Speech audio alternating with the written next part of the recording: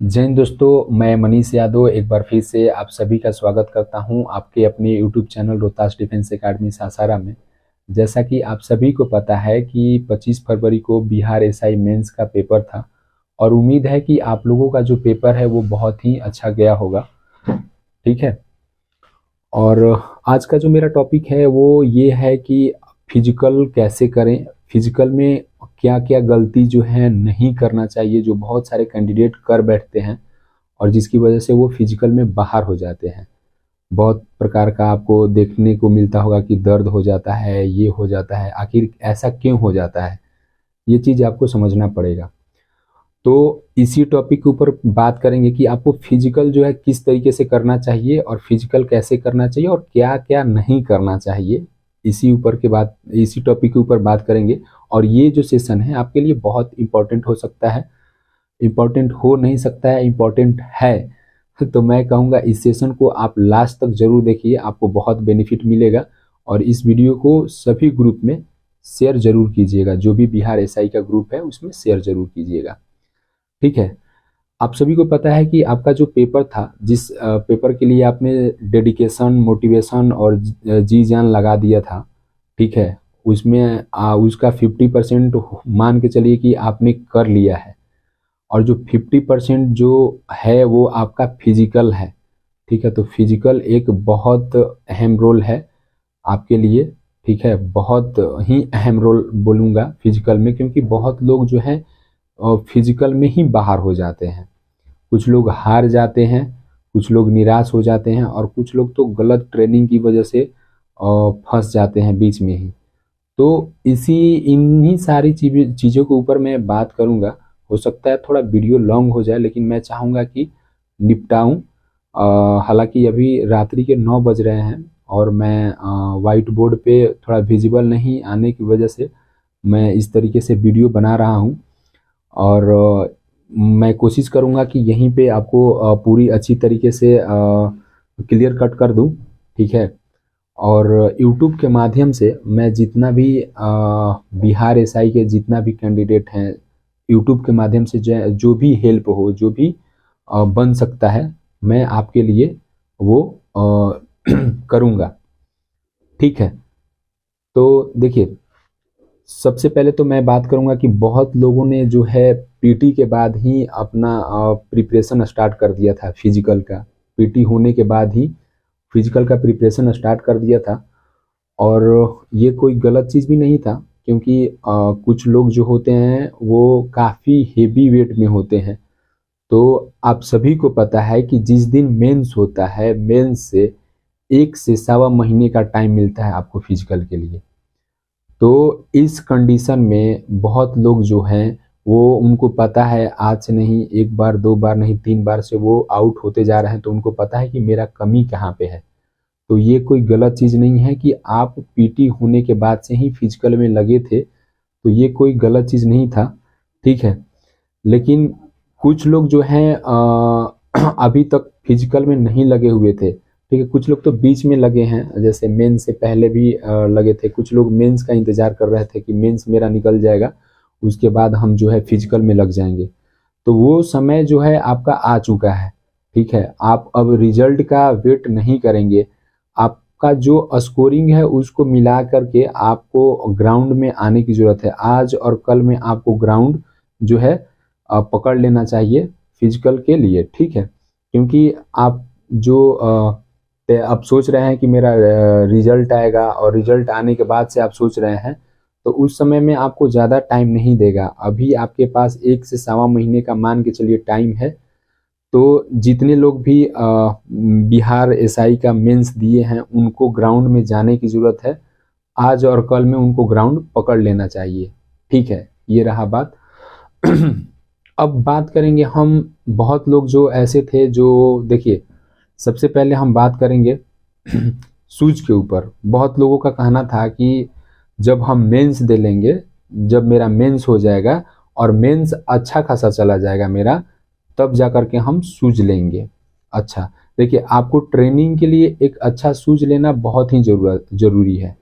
इस चीज़ को आपको समझना होगा। आप यंगेस्ट नहीं रहे हैं, वो 18-16 साल की एज नहीं है आपकी, कि आप एक सेगा वाला जूता पे फिजिकल की जो है प्रैक्टिस कर सकते हैं।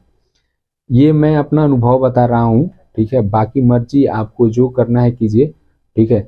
लेकिन मैं बता रहा हूँ कि आपका वो एज नहीं रहा है कि आप सेगा के शूज पे प्रैक्टिस करेंगे।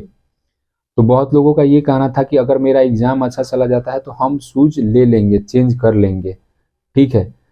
तो आपको शूज, एक अच्छा शूज आपके पास होना जरूरी है। शूज के बारे में अगर आप चाहते हैं कि मैं अलग से वीडियो बना दूं, या फिर सासाराम में अच्छा शूज कहाँ मिलता है, तो मैं इसकी जानकारी मैं आपको दे दूंगा, ठीक है। लेकिन आपको सेगा का शूज पे रनिंग नहीं करना है। ऐसा नहीं है कि मैं किसी कंपनी को प्रमोट कर रहा हूँ, किसी का डिमोशन कर रहा हूँ, ऐसा कुछ नहीं है। मैं आपको सिलेक्शन को लेकर के ये चीज़ें बता रहा हूँ कि आपको सेगा का शूज जो होता है वो पहन करके रनिंग नहीं करना है। इस चीज़ का आप बिल्कुल भी ध्यान देंगे, ठीक है। और जो लोग बहुत इकोनॉमिकली ये होते हैं, नहीं ले पाते हैं, परचेज नहीं कर पाते हैं शूज, कितना भी समझा लीजिए, कुछ भी कर लीजिए, वो तो सेगा पहन करके ही दौड़ते हैं।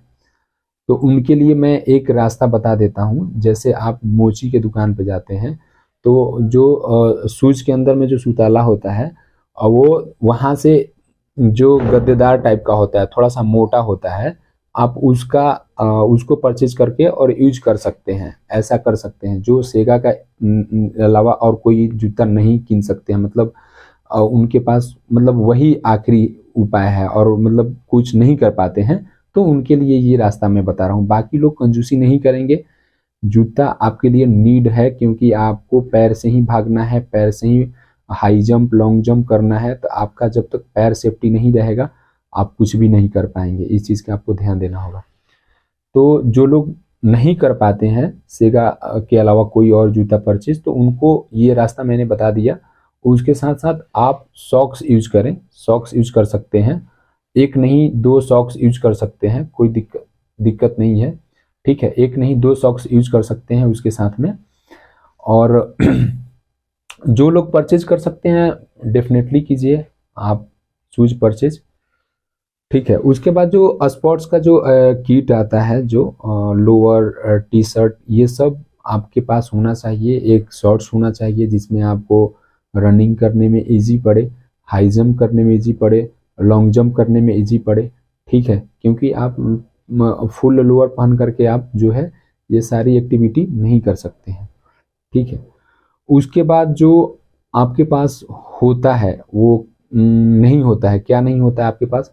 वो जैसे पानी बोतल होता है, पानी का बोतल आप लोग नहीं यूज करते हैं। ग्राउंड में बहुत सारे कैंडिडेट हैं जो पानी बोतल नहीं यूज करते हैं, तो वो पानी बोतल का यूज बहुत ही नीड है। उसमें आप नींबू पानी हो सकता है, ग्लूकॉन डी हो सकता है, इलेक्ट्रॉल हो सकता है। ये सब चीज़ों का आप आवश्यक मतलब रूप से ग्राउंड में ले जाएं। क्योंकि जब आप प्रैक्टिस करते हैं तो आपके बॉडी से पसीना निकलता है, जिसमें कैल्शियम हो गया, ठीक है, पसीना के माध्यम से निकलता है ये सारी चीज़ें, और बॉडी डिहाइड्रेट होता है। तो उसको हाइड्रेट रखने के लिए आपको पानी की नीड होती है।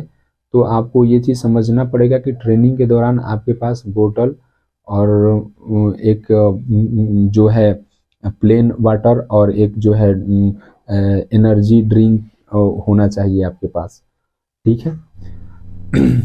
उसके बाद देखिए, आपको फिजिकल जो करना है उसमें फिजिकल में क्या नहीं करना है, ये चीज़ आपको समझना होगा।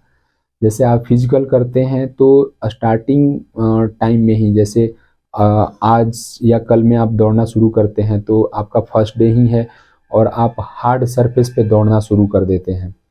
हार्ड सरफेस मीन्स कि जैसे सीमेंटेड जो ग्राउंड होता है उस पे आप दौड़ना शुरू कर देते हैं। ये गलती आप कभी नहीं कीजिएगा, याद रखिएगा इस चीज़ को। ये गलती आप कभी नहीं कीजिएगा, खास करके जो वेटेड लोग हैं, वो खास करके वो लोग जिनका शूज खराब है, वो लोग ये गलती आप करते हैं, डेफिनेटली आपको नी पेन होगा। आप लिख लीजिए, ठीक है। आपको सीन पेन होगा, ठीक है। ज्वाइंट पेन होगा आपको, ठीक है। ये चीज़ कहीं आपको गलती नहीं करना है, इस चीज़ का ध्यान देंगे। हार्ड सरफेस पे आपको नहीं भागना है, आपको ग्राउंड के अंदर में भागना है। ठीक है, जो मिट्टी का ग्राउंड होता है, मिट्टी वाला ग्राउंड में आपको भागना है। और अब बहुत लोग बोलेंगे कि हमारे पास तो मिट्टी का ग्राउंड ही नहीं है, तो हम क्या करें? तो देखिए, उनके लिए एक रास्ता हो सकता है, जो मिट्टी के ग्राउंड जिनके पास नहीं है। जब आप सीमेंटेड ग्राउंड वाला जो रोड होता है, जब आप सीमेंटेड ग्राउंड वाला रोड जो होता है, उसके रोड के जस्ट किनार साइड में, जस्ट रोड के जस्ट साइड में आप देखे होंगे, थोड़ा सा मिट्टी वाला जगह रहता है या फिर धूल वाला जगह रहता है, आप बोल सकते हैं। तो आपको उस पे रनिंग करना है, इस चीज़ का आप ध्यान देंगे। अगर आपके पास मिट्टी वाला ग्राउंड नहीं है तो ठीक है। तो मैंने बताया कि आपको शूज जरूरी है, आपको हार्ड सरफेस पे रनिंग नहीं करना है, ग्राउंड में रनिंग करना है प्रॉपर। और आपको जो अभी फिलहाल में क्या करना है कि बहुत लोग आते हैं और आते के साथ में लॉन्ग जंप, हाई जंप, ये सब करना स्टार्टिंग कर देंगे, जबकि उनका पहला ही दिन है और वो कभी भी अभी दौड़े नहीं हैं, अभी जनरल एक्सरसाइज भी ठीक से नहीं कर पा रहे हैं, ठीक है।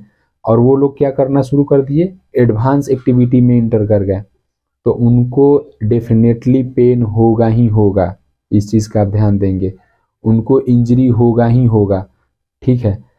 तो आपको ये सारी गलती नहीं करना है। आपको अभी जब आपको क्या करना है, कंटिन्यूअस ट्रेनिंग करना है, ठीक है।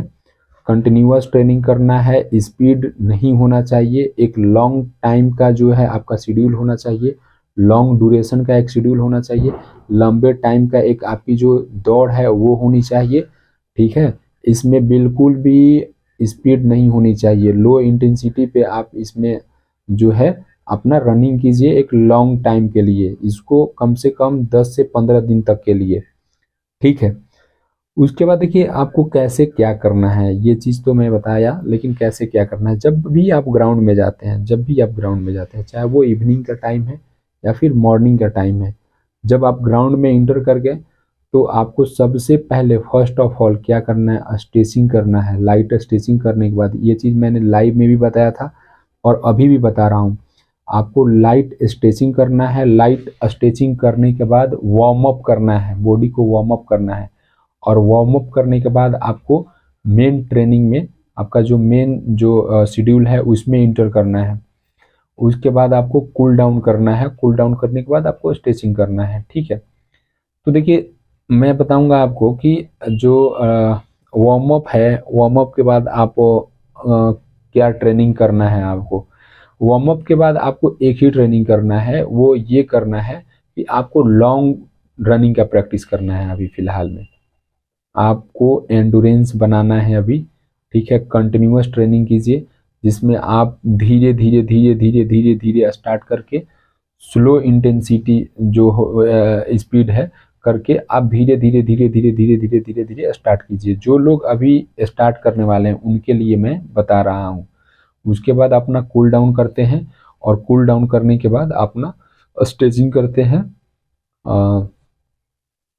तो आपको ये सब जो चीज़ है ना, ये सब आपको चीज़ नहीं करना है। अभी बरसात का भी मौसम देख रहे हैं कि बरसात आते जाते रह रहा है, तो बहुत लोग क्या करेंगे कि रोड रनिंग करना शुरू कर देंगे, ये गलती है, ठीक है। ऐसा नहीं करना है आपको। जब आपके पास शूज एक अच्छा नहीं है, प्रॉपर अच्छा शूज नहीं है आपके पास, तो आप रोड रनिंग पे नहीं करेंगे। और अभी फ़िलहाल में कोई भी एक्स्ट्रा एक्टिविटी नहीं करेंगे। आप 10 से 15 दिन के लिए आप कंटिन्यूअस लॉन्ग रनिंग कीजिए, ठीक है। लॉन्ग रनिंग करने के बाद आप जनरल प्रॉपर जनरल एक्सरसाइज कीजिए, फुल एक्सरसाइज कीजिए। और उसके बाद जनरल एक्सरसाइज करने के बाद आप जो भी है कैलिस्थेनिक एक्सरसाइज कीजिए, फ्री हैंड एक्सरसाइज कीजिए, जितना भी है, चाहे स्क्वाट्स हो गया, पुशअप्स हो गया, ये सब चीज़ें कीजिए। अभी आपको प्रॉपर जल्दीबाजी में, जैसे नए नए लोगों के लिए मैं बता रहा हूँ, ये चीज़ें नहीं करना है, अचानक से आपको नहीं करना है, ठीक है। अचानक से आपको ये सारी चीज़ें नहीं करना है। और बहुत लोगों का ये क्वेश्चन रहेगा, क्या दोनों टाइम हम कर सकते हैं कि नहीं? तो देखिए, दोनों टाइम अभी, जैसे अगर आप पीटी के बाद से दौड़ रहे हैं तो दोनों टाइम कर सकते हैं। लेकिन अगर आप आज से या कल से फिजिकल करना स्टार्ट कर रहे हैं तो आप दोनों टाइम नहीं कीजिएगा, ठीक है। आपको एक टाइम करना है, कुछ दिन तक, 1 वीक में, 1 वीक या 10 डेज के लिए आप एक टाइम कीजिए।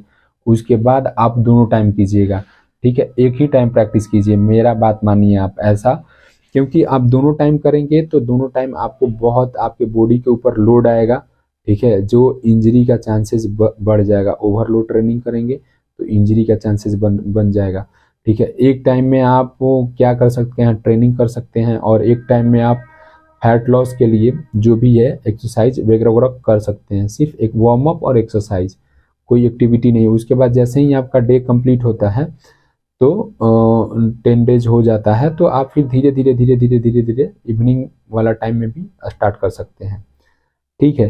तो ये सारी चीज़ें थी, मैं एक बार फिर से रिपीट कर देता हूँ। आपके पास एक प्रॉपर शूज होना चाहिए, लोअर, शॉर्ट्स, टी शर्ट वगैरह वगैरह होना चाहिए, ठीक है। एक पानी बोतल होना चाहिए आपके पास, ये सारी चीज़ें होना चाहिए।